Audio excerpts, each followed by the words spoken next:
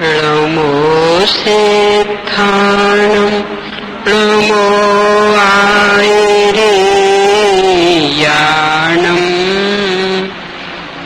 नमो वज्रायाणं नमो लोये सविसाहूणम्।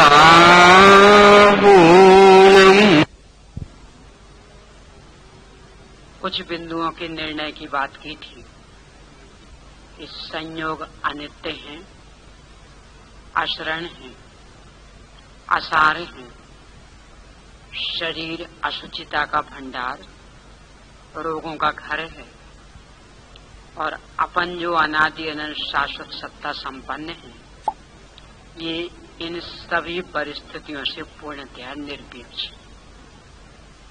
इसके बाद प्रकरण ये प्रारंभ हुआ कि जब तक सब ओर से अनुकूलताएं रहती हैं तब तक तो ये सारी प्रतीति टिकी रहती, भेद ज्ञान बना रहता, भेद विज्ञान की धारा भी चलती रहती।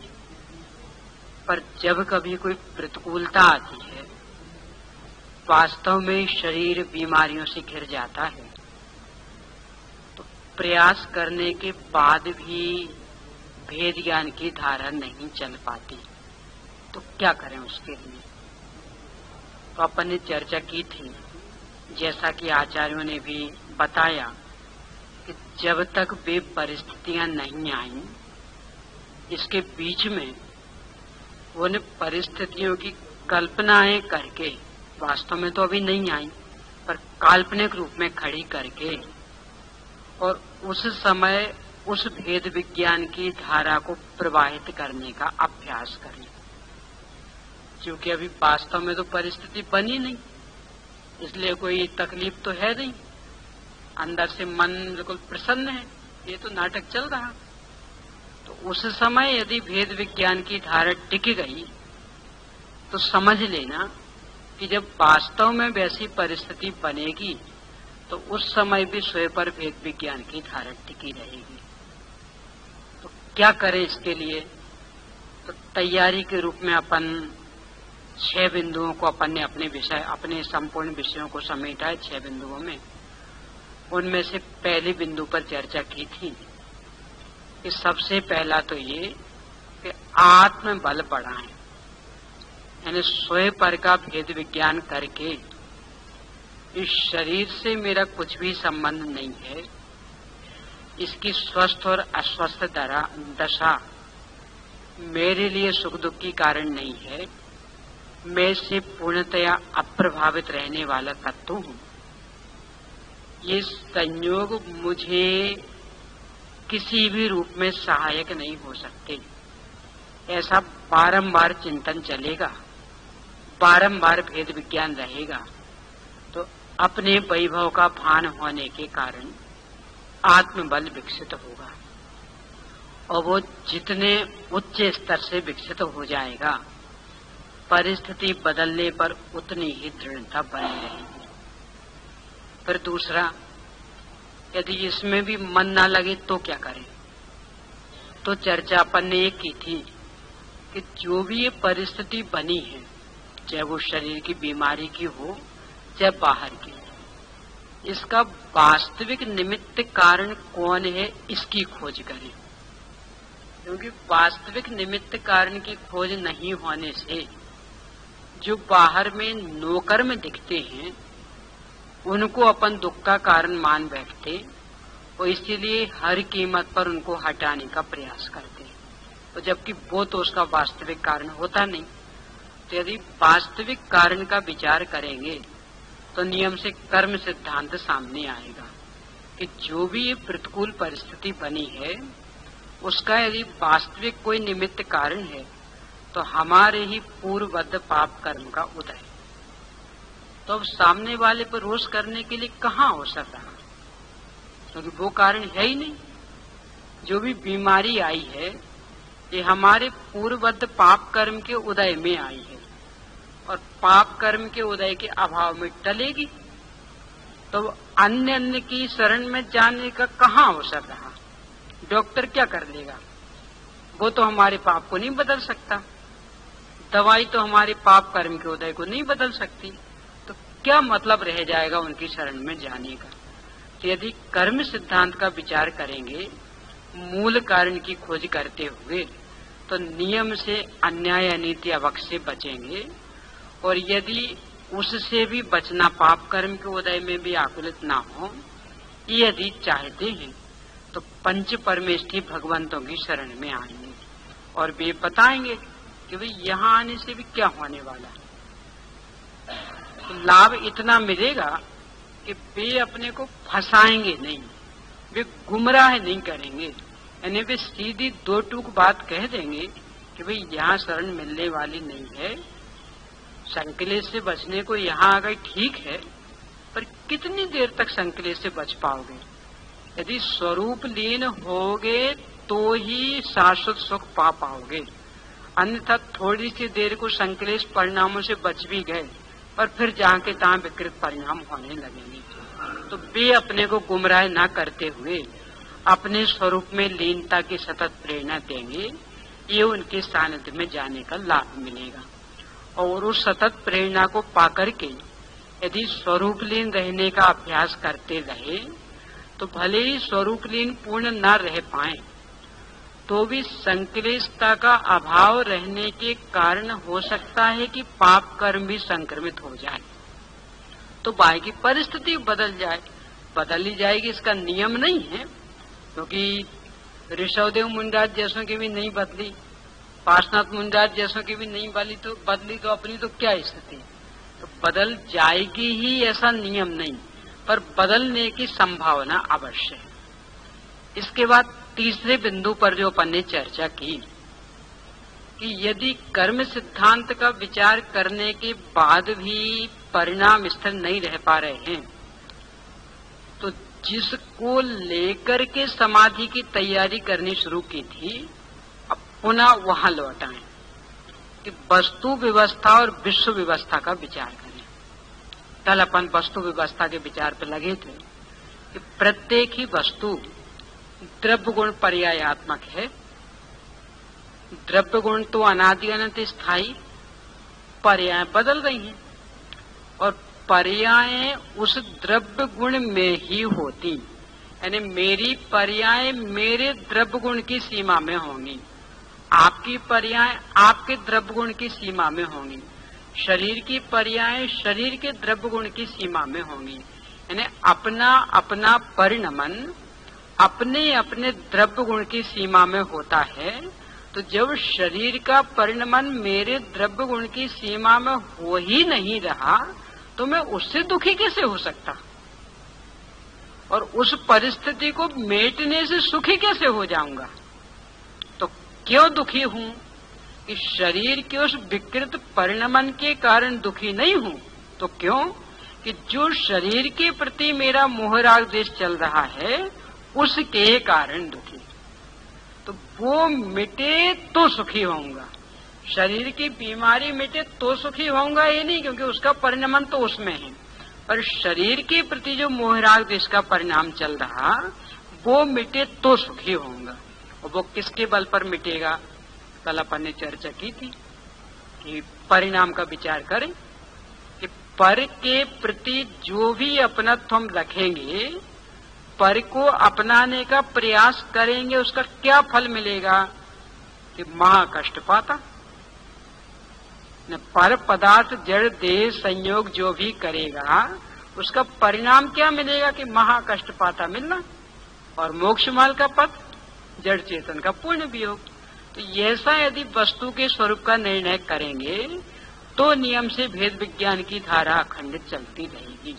अब इससे ही आगे आज बात बढ़ानी कि यदि ऐसा वस्तु स्वरूप अपन देखते हैं तो किस निष्कर्ष पर पहुंचेंगे?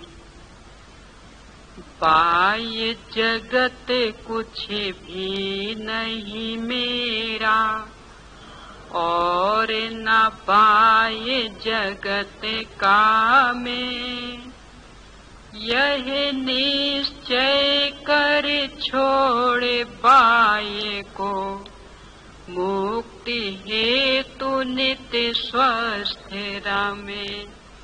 कि जब मेरी सीमा मेरे द्रव्य गुण पर्याय तक है, अन्य की सीमा उसके द्रव्य गुण पर्याय तक है, तो अन्य पदार्थ मेरा अथवा मैं अन्य पदार्थ का कैसे हो सकता? तो इसके बल पर जो ये निर्णय होगा कि बाह्य जगत कुछ भी मेरा नहीं, मैं भी उसका रंच मात्र नहीं हूं, तो यदि वास्तव में स्वस्थ रहना तो उपाय क्या कि स्वयं स्थित हो जाओ, यानी अपने में स्थित हो जाओ, अपनी सीमा में सीमित हो जाओ, तो स्वस्थ रह पाएंगे। तो ही अपनी जो अनादिकालीन मोहराग देश की बीमारी है ये नष्ट हो पाएगी। अन्य कहीं किसी भी उपाय से सफलता मिलने वाली नहीं। क्यों? क्योंकि द्रव्य गुण पर्याय की सीमा इतनी मजबूत है कि उसको तोड़ करके अन्य के द्रव्य गुण पर्याय में प्रवेश करना किसी के भी बस की बात नहीं है। और अपने को लगता है कि अपन प्रविष्ट हो गए अथवा वो अपनी सीमा में प्रविष्ट हो गया, बस इस लगने के कारण दुख हो गए। इस सुदृष्टि तरंगिणी में पंडित टेकचंद जी साहब ने एक बहुत सुंदर उदाहरण से बात स्पष्ट की। कांच का एक मंदिर है, कांच मंदिर, तो छोटे मोटे कांच का नहीं, यानी इतनी मोटी दीवाल, 5 फुट मोटा कांच, यानी ऐसे आपके खंबे जैसे 5 खंबे, 1-1 फुट का होगा ना ऊपर का, तो 5 फुट मोटा कांच उसकी दीवार, यानी 5 फुट मोटी कांच की दीवार। और कांच तो पारदर्शी है। तो इस तरफ बंधा है बकरा और उस तरफ है शेर, और बीच में है 5 फुट मोटा कांच, साधारण नहीं, 5 फुट मोटा कांच वो बीच में है। अब चूंकि पारदर्शी है तो बकरे को शेर दिख रहा है और शेर को बकरा दिख रहा है। शेर भूखा है तो वो बार बार बकरे को खाने के लिए झपटता, पर चूंकि बीच में 5 फुट मोटी कांच की दीवार और वो इतना मजबूत कांच, यानी बिल्कुल ऐसा समझ लो कि हीरे की बनी हुई जैसी, यानी हीरा जैसा मजबूत कांच, यानी वो उसकी चोट से टूट नहीं रहा, पर बार बार झपटता है ना, पंजा मारता बार बार, तो ये उस बकरे को दिख रहा, तो वो भागता बचने के लिए, वो तड़प रहा, हे भगवान अब मरे। वे इस प्रश्न को, इस घटना को उपस्थित करके पूछते हैं कि बकरा क्यों दुखी है। यानी उस बकरे को अच्छा खिलाते हैं तो भी उसके शरीर को लग नहीं पा रहा, सूखता जा रहा, तो क्यों दुखी है वो बकरा। सब शेर के सामने खड़ा ना, यार 5 फुट मोटी दीवार है ना, यानी किसी भी कीमत पर शेर की हिम्मत नहीं है उसको तोड़ने की, तो बकरा दुखी क्यों है।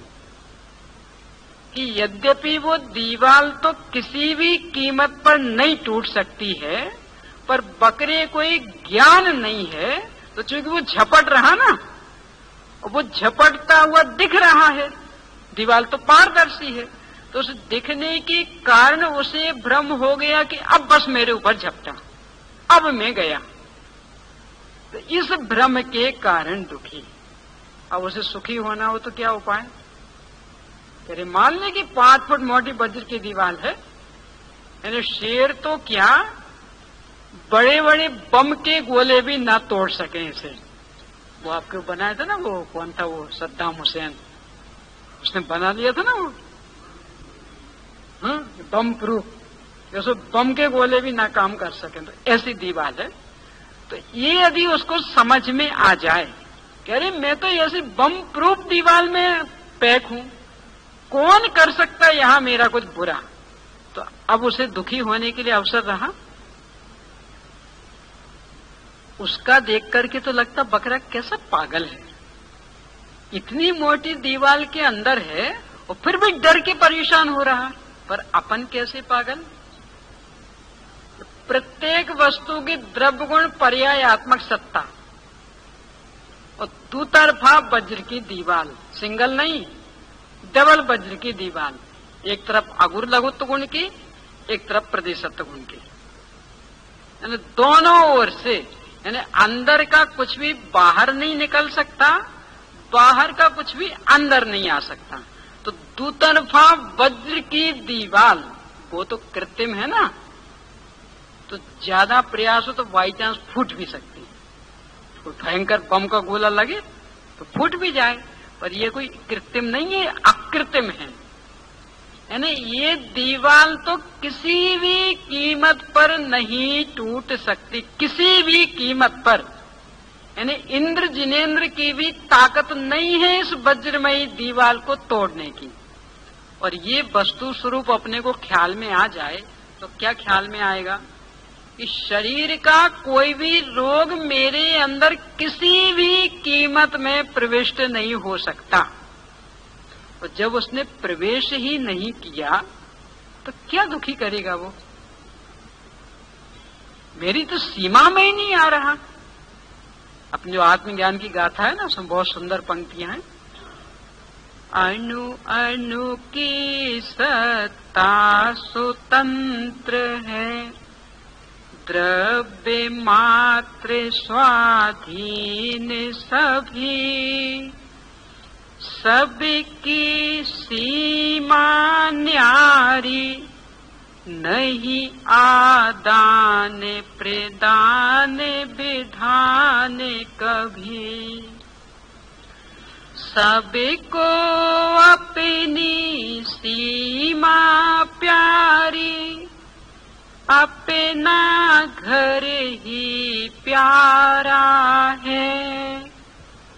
अरे विश्व का शांति विधायक यह सिद्धांत निराला है। क्या है शांति विधायक सिद्धांत? शांति विधायक तो समझ लेना, शांति पैदा करने वाला, यानी सारे विश्व में शांति शांति शांति छा जाए, सुख शांति सर्वत्र फैल जाए। तो कौन सा वो सिद्धांत है? ये सिद्धांत कि यहाँ प्रत्येक परमाणु परमाणु की स्वतंत्र सत्ता है, एक की सत्ता में दूसरे का किसी भी कीमत पर प्रवेश होने वाला नहीं है। सबकी सत्ता न्यारी, नहीं आदान प्रदान विधान कभी, कि यहाँ आदान प्रदान के लिए कहीं कोई विधान नहीं है, पद्धति नहीं है। यानी मेरी सत्ता में से कोई ले सके, मेरी सत्ता में कोई दे सके, ये व्यवस्था ही किसी भी रूप में बननी नहीं है। और ये दृढ़ निश्चय चलता रहे तो अब बीमारी से कितनी घबराहट होगी। अभी तो ये लगता है मुझे आई है बीमारी, मैं बीमार हुआ। अरे मुझे आई तो दूर, मेरे में प्रवेश करने वाली नहीं है वो रंच मात्र भी, मेरी सत्ता को छू नहीं सकती बीमारी।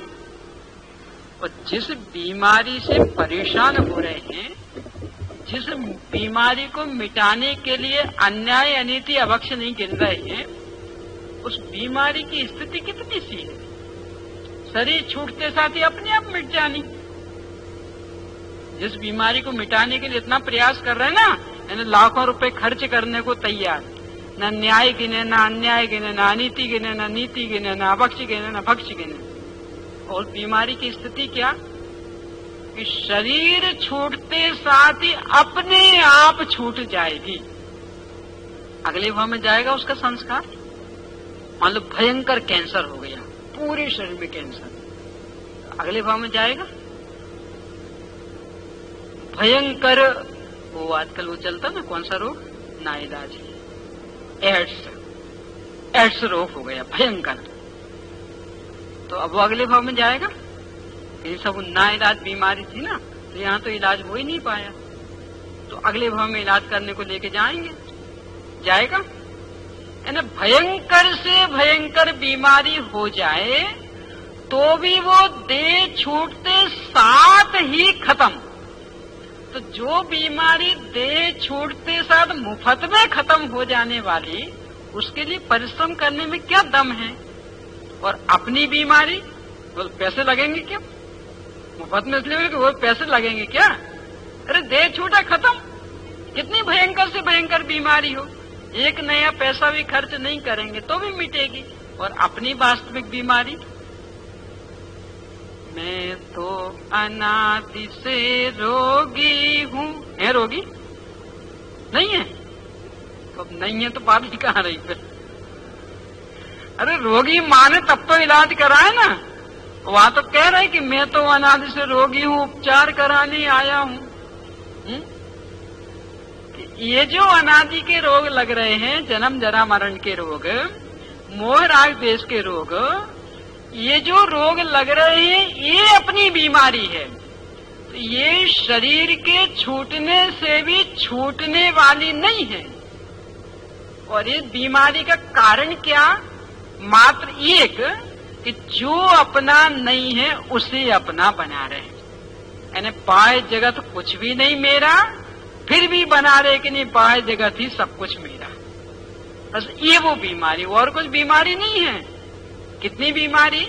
कि सत्य तो ये है कि बाह्य जगत कुछ भी नहीं मेरा और न बाह्य जगत का मैं, और मान ये रहा कि बाह्य जगत ही सब कुछ मेरा और मैं भी सब कुछ बाह्य जगत का। बस ये बीमारी। तो ये बीमारी ऐसी है कि एक दो भाव तो क्या, अनंत भाव भी, अनंत शरीर भी छूटते जाए तो भी ये बीमारी मिटने वाली नहीं है। कब तक? कि जब तक ये मान्यता नहीं टूटेगी तब तक। यानी शरीर की भी इलाज कराने से बीमारी मिटने वाली नहीं है, लाखों करोड़ों रुपए खर्च करने से बीमारी मिटने वाली नहीं है। ये मान्यता में बीमारी हुई है, तो मान्यता सुधारने के अलावा कोई दूसरा इलाज इस बीमारी का नहीं है। और ये बीमारी ऐसी कि स्वयं को मिटानी पड़ेगी, यहाँ कोई अन्य दवा काम नहीं आएगी। और यदि मिट गई तो बाकी बीमारियां कितनी ही रही आवे तो भी मोक्ष हो जाएगा। अपने अन्य जो आते हैं मोक्षगामी, अपने इनका ही ले लो, सनत कुमार चक्रवर्ती से मोक्ष तो नहीं गए, पर फिर भी जो स्थिति बनी कितनी भयंकर बनी। तो शरीर छूटते साथ ही खत्म। और मोक्ष जाने वालों के भी हैं ऐसे, पूरे शरीर में कीड़े पड़ गए और केवल ज्ञान हुआ तो सारी बीमारी खत्म। पूरे शरीर में कीड़े पड़ गए, इतनी भयंकर बीमारी। यानी ऐसे घाव हुए कि अकेले में घाव नहीं रहे, घाव में कीड़े पड़ गए, आली पड़ गई। और स्वरूप लीन रहे, केवल ज्ञान हुआ, एक नए पैसे की दवाई खाए बिना और खत्म। तो ये शरीर की बीमारी तो इतने हल्के स्तर की बीमारी है। अपने को जो बड़ी लग रही है, गहराई से विचार तो करें कि वो कितनी सी बीमारी कि शरीर छूटते साथ खत्म हो जानी है, केवल ज्ञान होते साथ खत्म हो जाएगी। तो उसको मिटाने में क्या दम है? उसको मिटाने के पुरुषार्थ में कैसे अपने को माना जाए कि हम पुरुषार्थी हैं? और जो अपनी बीमारी है वास्तविक, मिथ्या दर्शन, अविरति, प्रमाद, कषाय योग, ये ऐसी बीमारी कि ये शरीर के छूटने से छूटने वाली नहीं है। ये तो अंदर की परिणति बदले तो मिटेगी। तो यदि अपने को कहीं पुरुषार्थ करना है तो यहाँ करना। वो क्या पुरुषार्थ है? कोई उठा पटक का पुरुषार्थ नहीं है। वो इसके लिए ऐसा नहीं कि इसकी कोई अलग से दवा आती होगी बाहर में, कि जो भारत में तो नहीं मिलती होगी, वो विदेश से मंगानी पड़ेगी। ऐसा कोई नहीं है। तो क्या है? वो सीधी सच्ची दवा है। क्या दवा है? निज की अपनी नीति तो अपने में है, पाए वस्तु में व्यर्थ प्रयास, जग का सुख तो मृग तृष्णा है, झूठे हैं उसके पुरुषार्थ। बस ये दवा खानी पड़ेगी। क्या दवा? कि अपना सारा वैभव अपने में है, मेरी द्रव्य गुण पर्याय की सीमा मेरे तक ही है, अन्यत्र रंच मात्र मेरा प्रवेश नहीं है, मेरी निधि निकल के बाहर नहीं गई है, इसलिए वहां प्रयास करने से मुझे कुछ भी मिलने वाला नहीं है। तो ऐसे वस्तु स्वरूप का विचार करेंगे, इसके बल पर जो स्वरूप लीनता होगी वो सारी बीमारियों को नष्ट करने में सक्षम। तो ये विचार करें। अब इससे भी परिणति नहीं सुधरे तो कि फिर विश्व व्यवस्था का विचार कर लें। विश्व व्यवस्था में कौन किसका होने वाला है? यहाँ प्रत्येक द्रव्य अपने अपने में एकत्व विभक्त स्वभाव लिए हुए है, एक को दूसरे से कुछ भी लेना देना नहीं है। सभी द्रव्य अपने में मौन। उसी आत्मज्ञान की गाथा की है पंक्ति कि सभी द्रव्य अपने में मौन, कि सब ऐसे अपने आप में संतुष्ट हैं कि एक कोई दूसरे से बोलना ही पसंद नहीं करता। क्या करें बोल के? जरूरत क्या है? अपन क्यों बोलते? अपने में कुछ अधिक दिखे तो देने के लिए, कुछ कम दिखे तो लेने के लिए बोलते। और जहां सब परिपूर्ण हो वहां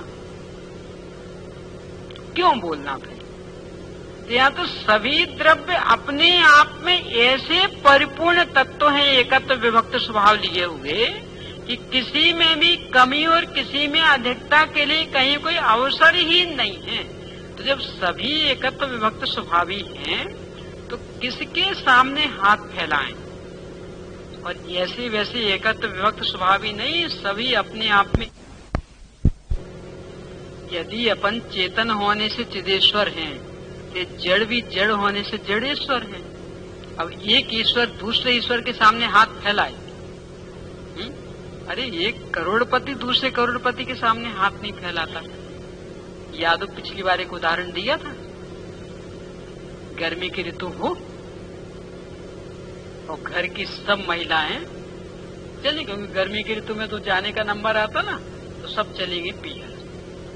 और महिलाओं की संग्रह वृत्ति तो भाई लोगों को बुरी लगती ना, कि देखो घर में अभी 20 किलो शक्कर रखी होगी, और कहना शुरू कर देंगे देखो शक्कर नहीं है, कल शक्कर लाके नहीं दी तो चाय नहीं बनेगी, शक्कर खत्म हो गई और बनती जाएगी, और रोज यही कहती जाएंगे कल शक्कर नहीं लाके नहीं दी तो चाय नहीं बनेगी। और इससे भाई लोग चिढ़ते, पता नहीं कितनी संग्रह वृत्ति। अरे संग्रह वृत्ति नहीं है, आपकी विस्मरण वृत्ति के कारण उन्हें मजबूरी में अपनाना पड़ता। जिस समय उन्हें कहा तत्काल लाके दे दो तो वे क्यों इतने परेशान हो, क्यों संग्रह करें? पर उन्हें पता है ना कि पहली बार कहने से तो कुछ ख्याल में ही नहीं रहने वाला। जब 10 बार कहेंगे तब जैसे तैसे चीज आएगी, तो वो 10 बार के कहने तक का समय लग जाए और घर की बेइज्जत ना हो जाए, घर की इज्जत बनी रहे, इसके लिए बेचारियों को करना पड़ता संग्रह। क्योंकि अचानक कोई आ जाए तो क्या होगा फिर? बोलो, कफरे के नीचे हम तो आपसे कहा था, हम तो सब भूल गए, तो इज्जत किसकी जाएगी? तो इसके लिए संग्रह करना पड़ता। खैर, तो वो महिलाएं तो चली गई, अब घर में रह गए सब पुरुष पर भाई लोग।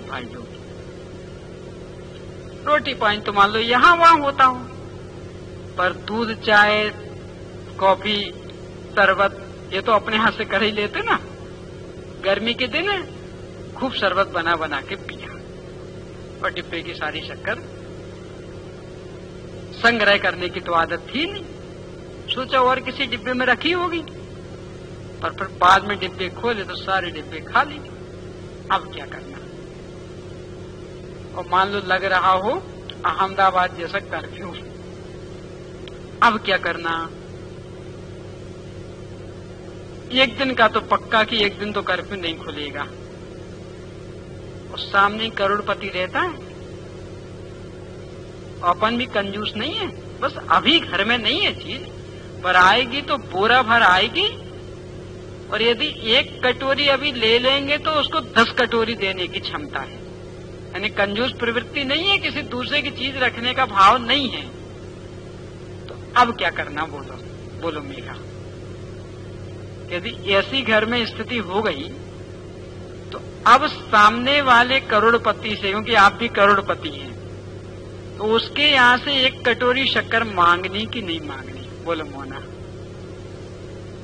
नहीं मांगनी तो कैसे चाय बनेगी? हाँ, कर्फ्यू लगा है ना, मार्केट तो बंद है। कैसे बनेगी चाय? बोलो भैया, पंडित जी क्या विचार है आपका?